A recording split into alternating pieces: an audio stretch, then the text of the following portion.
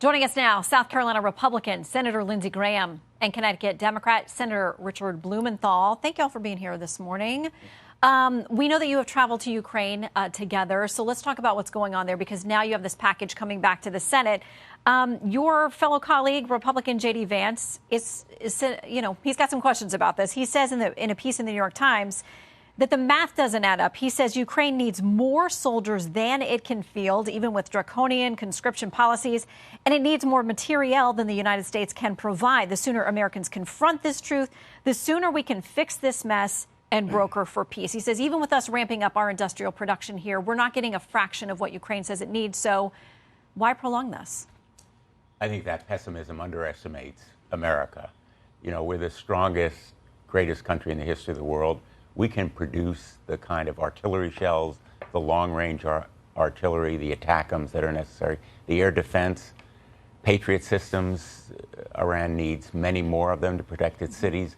And we also can enforce sanctions and seize and sell Russian assets to provide more resources to Ukraine. So we're building, and this measure, strongly bipartisan, I think sends a message to the world. The foreign minister of Lithuania yesterday said, "Good to have you back, America." I think America is back on offense, and this sign that we can come together in a bipartisan way for our national security and send a message to Vladimir Putin, to Xi, to the dictators of the world.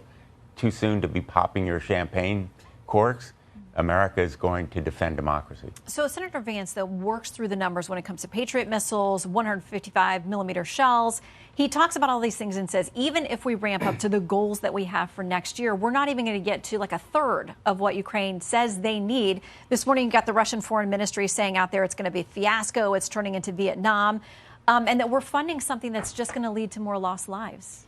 Well, if you want American military members to stay out of the fight with Russia, help Ukraine. If they go into a NATO nation, Russia, we're in a fight. So with all due respect to Senator Vance, he's wrong. We were told within 4 days Kyiv would fall.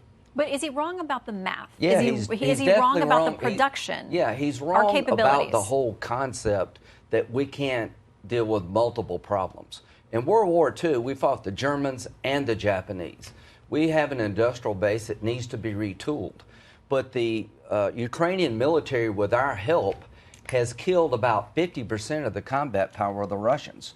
This is the year of more. They're going to have more weapons, but we also want them to have new weapons, ATACMs, to knock the bridge down between Crimea and Russia. They're going to have F-16s.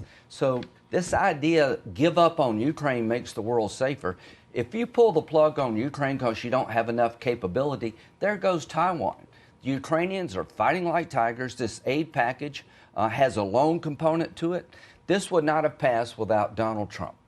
I want to thank the House Speaker and Hakeem Jeffries working together in a bipartisan fashion to give weapons to Ukraine to fight a fight that matters to us. And President Trump has created a loan component to this package that gives us leverage down the road. So this idea that we can't help Ukraine, Israel, and Taiwan at the same time, I reject that. I reject it totally. Okay, And he's wrong on the numbers also, because the Defense Production Act, which we used in the Korean War, can convert civilian production capacity to produce the artillery, the vehicles, all of the stuff that the industrial base can and will produce if it's given the right demand signal.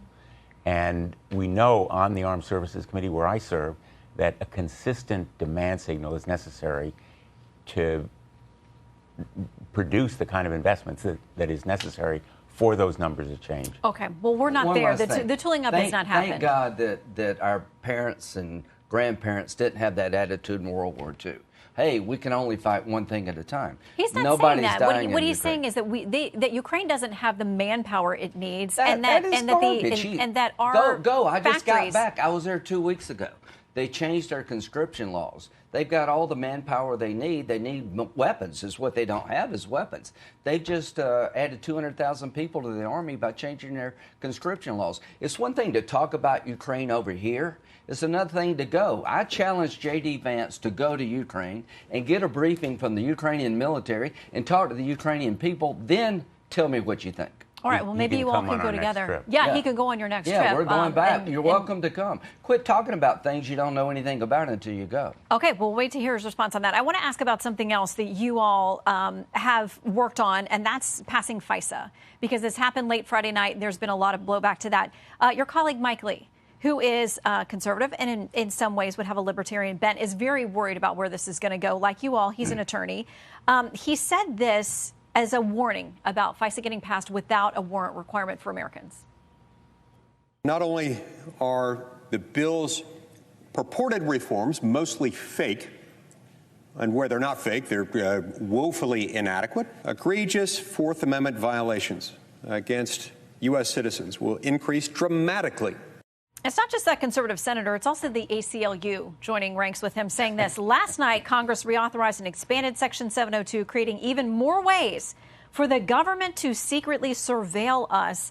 Our leaders should protect our rights, not make it easier for the government to trample on them. As I said, you're both attorneys. How do you answer this question about the Fourth Amendment, warrantless searches for Americans who know there's evidence out there in the public tens of thousands of times this has been abused against American citizens? I have great respect for Mike Lee, as I do for J.D. Vance and for the ACLU. The problem here is that the adversaries that we have around the world who want to do us harm have to be stopped.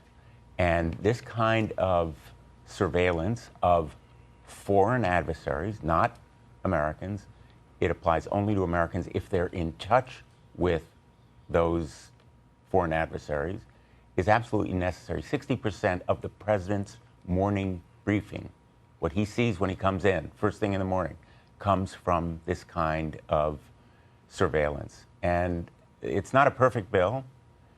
In an ideal world, we wouldn't need it.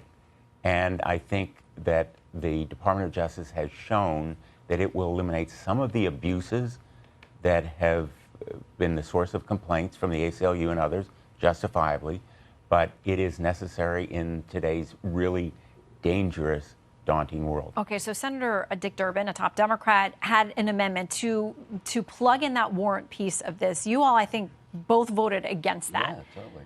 So, yes, we all understand the struggles of national security and those kinds of things, but constitutional rights are sacred for a reason. We're at war, in case you missed it. I've never seen more threats to the homeland than I do right now. The FBI director says everywhere he looks, he sees blinking lights. 702 applies to foreign people on foreign soil that we believe mean us harm. But often scoops up Americans in those searches. Yes, we're following some guy overseas who we think to be a terrorist.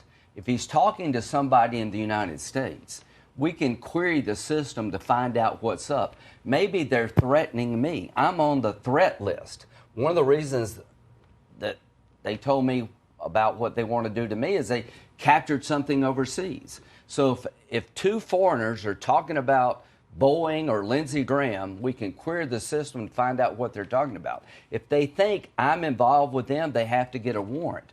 But before 9/11, the FBI and the CIA could not talk to each other.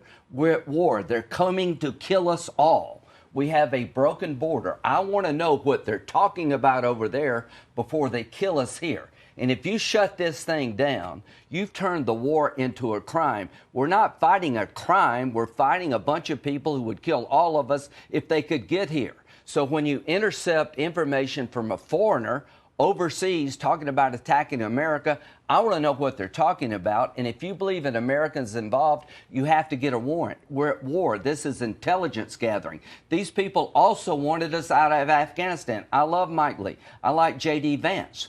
But they all said we need to leave Afghanistan. Here's what I will tell you. If you give Putin Ukraine, he will not stop. This is not about containing NATO. And if you give him Ukraine, there goes Taiwan, because China's watching to see what we do. And if you shut down 702, you're making it so easy for the terrorists to talk to each other about killing us. We're at war. I think it's different to talk about shutting down 702 and instituting a warrant requirement involving Americans. The warrant we can agree on that. shuts it down, is what I'm trying to tell you. If there's information about American picked up, You have to get a warrant if you think the Americans up to no good helping the terrorists. But I want to know what they're talking about when it comes to Lindsey Graham. Two quick points. First of all, I've been a prosecutor for most of my career. I was the U.S. Attorney in Connecticut, then I was Attorney General of Connecticut for 20 years. I know what it takes to get a warrant.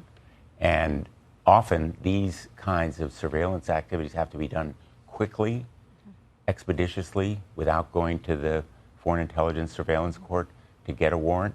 I have great respect for the need to have strong oversight.